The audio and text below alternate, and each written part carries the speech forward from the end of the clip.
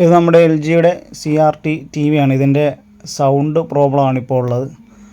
അപ്പോൾ ഇതിൻ്റെ സ്പീക്കറിലോ മറ്റോ ഒരു ചലനമോ ഒരു സൗണ്ടോ ഒന്നുമില്ല. അപ്പോൾ എന്താണ് ഇതിൻ്റെ കാരണമെന്ന് നമുക്ക് നോക്കാം. അതിനായിട്ട് നമ്മളിപ്പോൾ ആദ്യം നമ്മുടെ മൾട്ടിമീറ്റർ കണ്ടിന്യൂറ്റി മോഡിലേക്കൊന്ന് സെലക്ട് ചെയ്തിരിക്കുകയാണ്. എന്നിട്ട് അതിൻ്റെ കണ്ടിന്യൂറ്റി, അതായത് നമ്മുടെ സ്പീക്കറിൻ്റെ ഓംസ് എത്ര ഉണ്ടെന്ന് നമുക്ക് നോക്കാം. സ്പീക്കർ ഓക്കെ ആണോ എന്നാണ് ചെക്ക് ചെയ്യുന്നത്. ഏകദേശം ഒരു 8 ohms വരുന്ന സ്പീക്കറാണിത്. ഇപ്പോൾ കറക്റ്റ് ഇവിടെ 8 ohms ഉണ്ട്. അപ്പോൾ ഈ സൈഡ് സ്പീക്കർ ഓക്കെയാണ്. ഇനി നമുക്ക് റൈറ്റ് സൈഡിലെ സ്പീക്കർ കൂടി ഒന്ന് ചെക്ക് ചെയ്യാം. അപ്പോൾ ഒന്ന് നോക്കാം. മീറ്ററിലേക്ക് നോക്കിയാൽ അതിൻ്റെ കറക്റ്റ് ഓംസും കാര്യങ്ങളൊക്കെ വരുന്നുണ്ട്. അപ്പോൾ സ്പീക്കർ ഓക്കെയാണ്. അപ്പോൾ പിന്നെ എന്തായിരിക്കും കംപ്ലൈൻറ്റ് എന്നറിയണമെങ്കിൽ നമുക്കിനി ഇതിൻ്റെ ആംപ്ലിഫയർ IC ഒന്ന് മനസ്സിലാക്കണം, ഒന്ന് പരിചയപ്പെടാം. അപ്പോൾ ഇതാണ് ഇതിൻ്റെ ഈ എൽ ജിയുടെ ഈ ആംപ്ലിഫയർ. TDA 7297 എന്ന് പറയുന്ന IC ആണ് ഇവിടെ വരുന്നത്. അപ്പോൾ ഈ ICയുടെ 3, 13 എന്നിങ്ങനെ കാലുകളിലാണ് ഇതിൻ്റെ സപ്ലൈ വരാറുള്ളത്. അപ്പോൾ നമുക്കിവിടെ ICയുടെ സപ്ലൈ നമുക്ക് ഒന്ന് അളന്ന് നോക്കാം. ഈ കാണുന്നതാണ് നമ്മുടെ ആംപ്ലിഫയർ ICയുടെ താഴത്തെ ഭാഗം. ഈ ICയുടെ 3, 13 എന്നീ പിന്നുകളിലേക്കാണ് ഇതിൻ്റെ സപ്ലൈ ചെല്ലുന്നത്. അപ്പോൾ ഇതിന് മുഴുവനായിട്ട് 15 ലെഗുകളുണ്ട് ഈ ICക്ക്. അപ്പോൾ നമുക്കതിൻ്റെ സപ്ലൈ ഭാഗം വരുന്നത് ഏകദേശം 3, 13, ഈ കാണുന്ന 13 പിന്നെ 3, ഇങ്ങനെയാണ് ഇതിൻ്റെ സപ്ലൈ വരുന്നത്. അത് 2 ചാനലിലേക്കുമുള്ള സപ്ലൈ ആണ് 3, 13. റൈറ്റ് ചാനലിലേക്ക് 3, ലെഫ്റ്റ് ചാനലിലേക്ക് 13ാമത്തെ പിന്നിലേക്ക് സപ്ലൈ കൊടുക്കണം. നമ്മൾ ഇതിലേതെങ്കിലും ഒരു പിന്നിൽ മാത്രം സപ്ലൈ കൊടുത്തു കഴിഞ്ഞാൽ ഒരു ചാനൽ മാത്രമേ വർക്ക് ചെയ്യുള്ളൂ.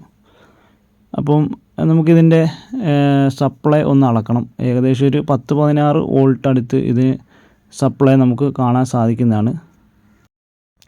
ഇനി ഞാനിതിൻ്റെ വോൾട്ടേജ് ഒന്ന് അളക്കുകയാണ്.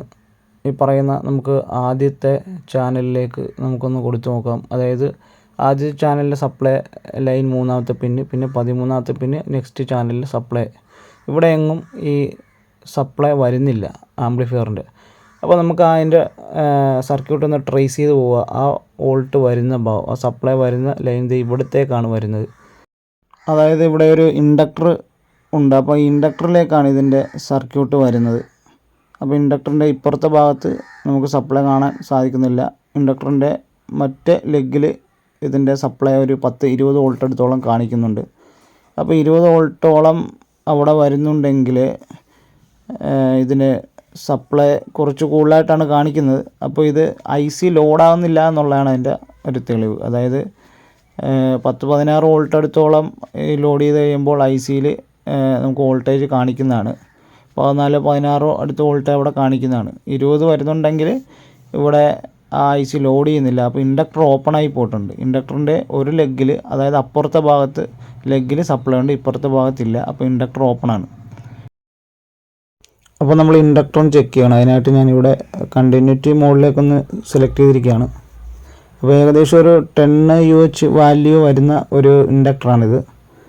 അപ്പോൾ ഇൻഡക്ടറിൽ നമ്മളിപ്പം നോക്കിയിട്ട് ഒന്നും തന്നെ കാണിക്കുന്നില്ല. ഇപ്പോൾ ഞാനൊന്ന് കണ്ടിന്യൂറ്റി ഒന്ന് മോഡിലിട്ടൊന്ന് കറക്റ്റ് ചെയ്യുകയാണ്. ഇനി നമുക്കൊന്ന് ഇൻഡക്ടർ ഒന്ന് ചെക്ക് ചെയ്ത് നോക്കാം. ഇവിടെ ഒന്നും തന്നെ കാണിക്കുന്നില്ല. കാര്യം ഇൻഡക്ടർ ഓപ്പണായി പോയിട്ടുണ്ട്. അപ്പോൾ നമുക്ക് ഈ ഇൻഡക്ടർ ഒന്ന് മാറ്റിയിട്ട് നമുക്ക് നോക്കാം.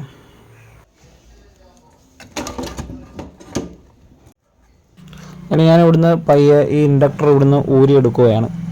നമുക്ക് ഇൻഡക്ടർ കറക്റ്റ് വാല്യൂ കയ്യിലില്ലെങ്കിൽ നമുക്കൊരു ജമ്പർ ഉപയോഗിച്ച് ഷോർട്ട് ചെയ്ത് വിട്ടാലും മതിയാവും. അപ്പോൾ ഇതിന് ആംപ്ലിഫയർ വർക്ക് ചെയ്യുന്നതാണ്, മറ്റ് പ്രശ്നങ്ങളൊന്നുമില്ല. അപ്പോൾ നമുക്ക് ഇൻഡക്ടർ ഒന്ന് അഴിച്ച് നോക്കാം. അപ്പോൾ എൻ്റെ കയ്യിലിപ്പോൾ 10 UH കറക്റ്റ് ഇൻഡക്ടർ ഉണ്ടാകാൻ സാധ്യത കുറവാണ്. അപ്പോൾ നമുക്ക് അതിൻ്റെ ആവശ്യമില്ല. നമുക്കൊരു ജമ്പർ ഉപയോഗിച്ച് ക്രോസ് ചെയ്ത് നമുക്ക് കൊടുത്ത് വർക്ക് ചെയ്യിക്കാവുന്നതാണ്.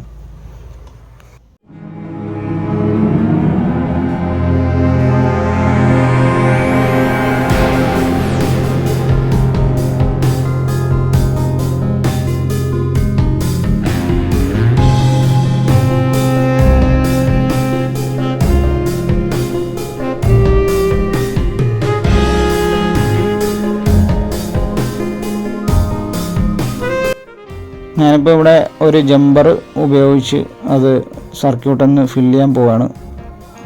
അപ്പോൾ ഇൻഡക്ടർ കയ്യിലുള്ളവർക്ക് ഇൻഡക്ടർ ഇട്ട് ഉപയോഗിക്കാം. പെട്ടെന്ന് എൻ്റെ കയ്യിൽ ഒരു ജമ്പറേ ഉണ്ടായിരുന്നുള്ളൂ. അപ്പോൾ ഒരു കമ്പി പയ്യ എടുത്ത് നമ്മളവിടെ ഒന്ന് ക്രോസ് ചെയ്ത് കൊടുത്താൽ മതി.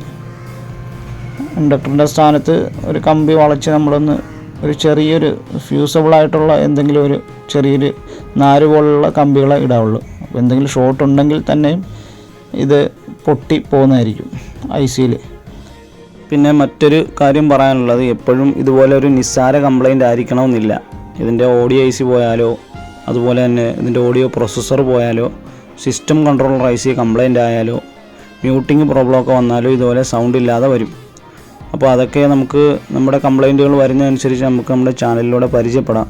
അപ്പോൾ അതിനായിട്ട് നിങ്ങൾ ഈ ചാനൽ സ്കിപ്പ് ചെയ്യാതെ കൃത്യമായി ഫോളോ ചെയ്യുകയും വേണം. ഇതിലിപ്പോൾ നിലവിൽ ഉള്ള കംപ്ലൈൻറ്റ് നമ്മളിപ്പോൾ ഇതാണ് കണ്ടത്.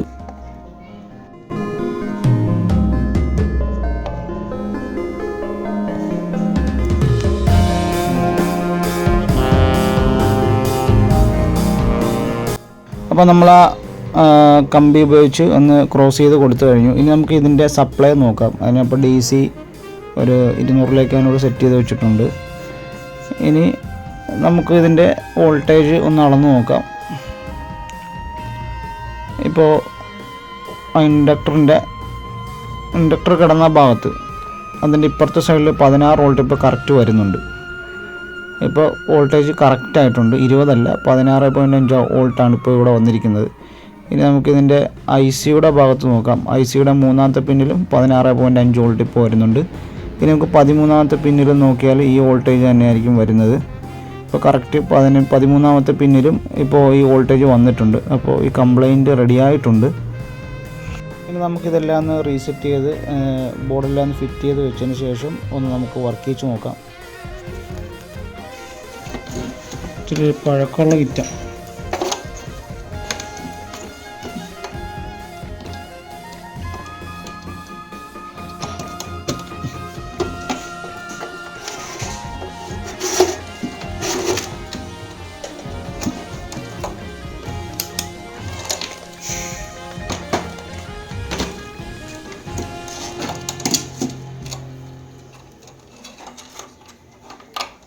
ഗോൾഡൻ ഐയുടെ കണക്ഷൻ.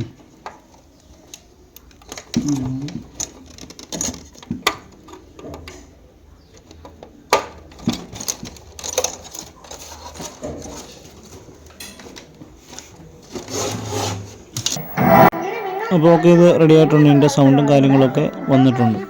ഈ ബൗളിൽ നിന്ന് ഇവർക്ക്